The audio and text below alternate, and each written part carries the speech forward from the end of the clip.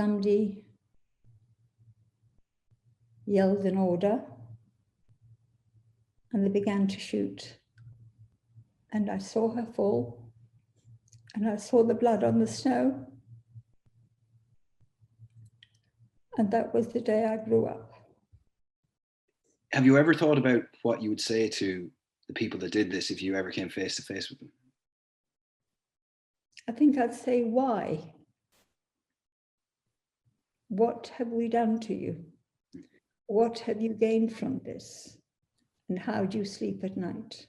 In Włodawa, we had a family home, and my uncle and his family lived there. And I remember the house, and I remembered various parts of it. And when I went back after 40 years, it was still there.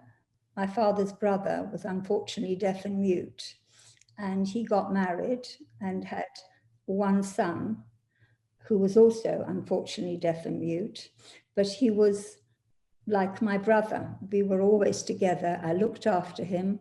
His name was Shlomo, and I loved him very much. Yeah, that's really lovely. As a very, very young child, at what point did you realize that things are perhaps about to change? Well, I think it started when people started to come to our town. And that was Jews who were living in bigger cities in Poland, who came to Włodawa because they thought it was safer. They thought that the Germans would stay in big cities. Yeah. So they would come and they would tell terrible tales. They talked about concentration camps, labor camps, extermination camps. And so they thought that if they came to smaller towns, they would be safe. So gradually, our house began to fill up with other people. And my grandfather was no longer able to trade, but I wasn't aware of that. My life didn't change at that point. It might have been a little bit less comfortable. Instead of sleeping in my nice room and my parents having a nice room, we all slept in the shop because I didn't realize it, but my grandfather was no longer allowed to trade. And then my grandfather heard through the grapevine or something that there were going to be 2 camps built near us. One was Sobibor. I was born only 2.5 kilometers from Sobibor, and that was an extermination camp. And there was going to be a forced labor camp. This forced labor camp, again, it was rumor, was going to be in a small place called Adampol. My grandfather knew the village elder. You know, there's always one who's got the biggest barn and the biggest fields and the biggest everything else. So they decided, whilst they could still travel, to go and see him and find out, because what was going to be his involvement. And my father said that they took portable jewelry and stuff, whatever they could, and they made their way and they went to see him. We knew there was nowhere to go. We'd been in hiding a few times. There was nowhere to go. So he said, if we are sent to this camp here, it was a work camp. It was a forced labor camp, in fact. He said, don't worry about anyone else, but would you do your best to try and save the life of my 2 grandchildren? And the old man agreed. He asked the commandant whether he could have my mother and I to work for him in the house and in the fields. Obviously, we would be in the camp, but we would go out each day, because they also hired labor out. You know, the Jews did the work and they got paid. And work we did. I mean, you know, I wasn't a passenger, but I can't tell you I ran the place. And somehow we settled down to a very strange, not very nice life. The only time that I really felt it very badly was when I lost my cousin Shlomo. I looked after him, and we did everything together. So when I went with my mother to the house, he came with us. And we may not have done very good things. We collected eggs. I knew how to scrub a doorstep. I knew how to use a wringer. You learn, you really learn. Yeah. And sort of life went on like that for a while. You sort of develop a sixth sense. If you knew the devils you knew, and if you saw a whole convoy of little jeeps coming down or people on horseback, you knew you should make yourself as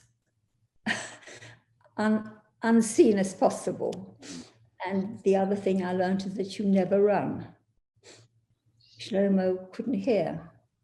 And a couple of times when I saw people at the wrong time and I was with Shlomo, I would take his hand and I would squeeze it so he knew he mustn't run.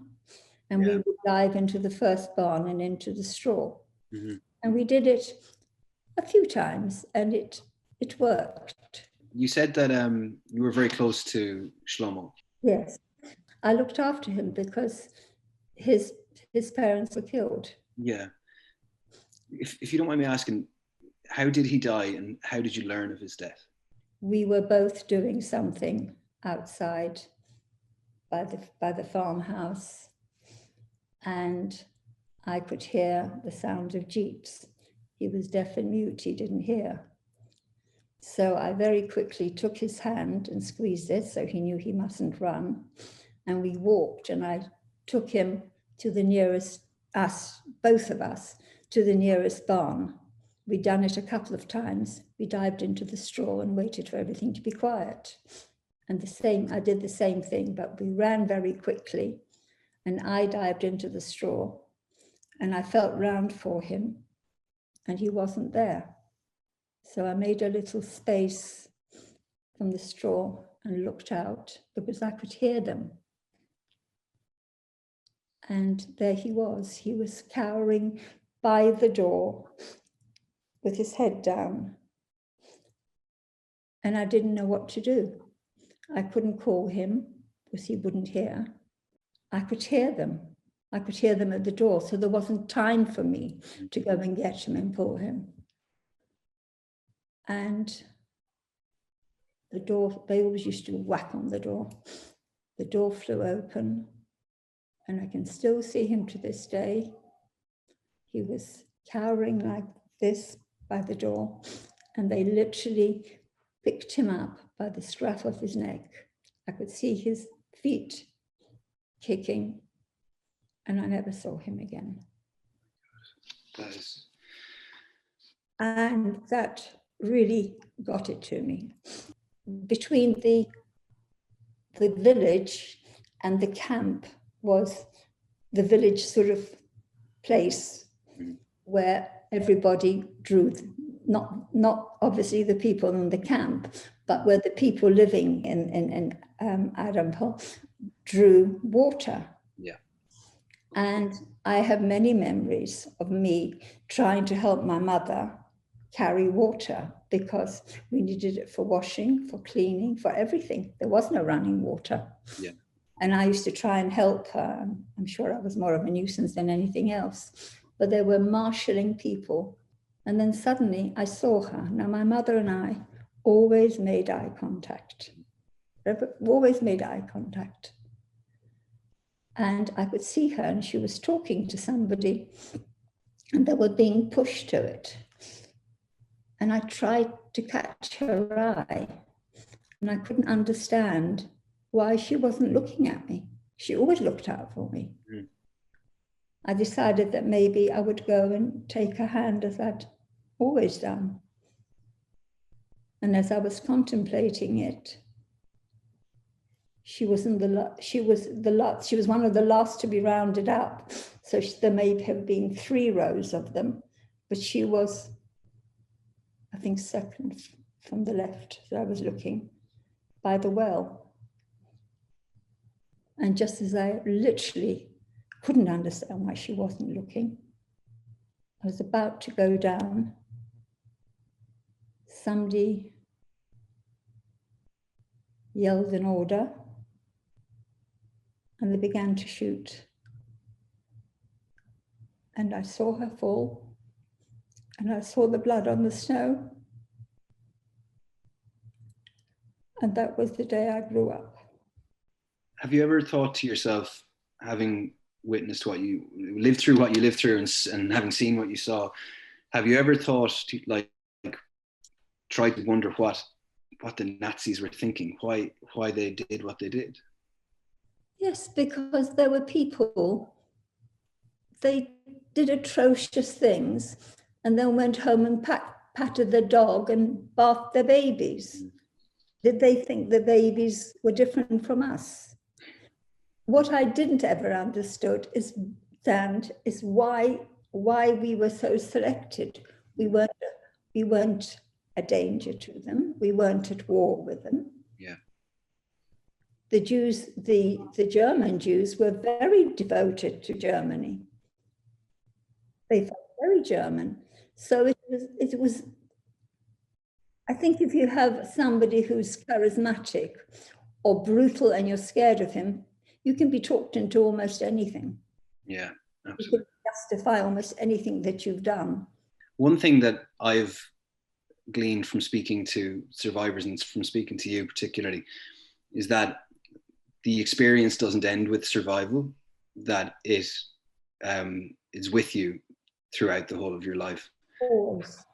How do you feel that your experience and your survival and what happened to Jewish people, how has that defined your life, if it has? It's probably made me more aware of being Jewish than I might have been had I been brought up in England and not, I mean, you've had Mosley, I mean, there was anti-Semitism, and I'm sure there still is, but you felt secure. So that was, yeah, you know, that was a different life. I'm always very aware that you have to be careful. yeah. And I remember a friend of mine at school said to me once, if you could be anything, would you want to not be Jewish? And I said, no, never. Mm. No, I wouldn't. Have you ever thought about what you would say to the people that did this if you ever came face to face with them? I think I'd say, why? What have we done to you? What have you gained from this? And how do you sleep at night? And how do you feel when you cuddle your children? And why do you think you're entitled to it and we weren't?